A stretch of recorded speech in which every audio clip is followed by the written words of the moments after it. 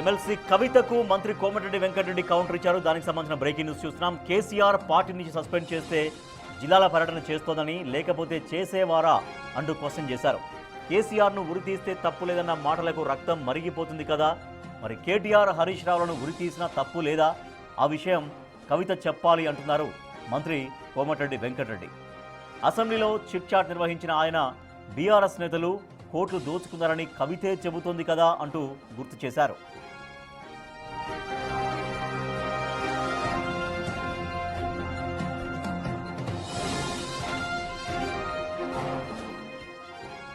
ఇక సభకు కేసీఆర్ వస్తే బీఆర్ఎస్ పుంజుకుంటుందని చెప్పిన కవిత మాటలను గుర్తు చేసిన మంత్రి కోమటిరెడ్డి వెంకటరెడ్డి కవిత బీఆర్ఎస్లో ఉన్నారు అనే అనుమానం కలుగుతోందన్నారు.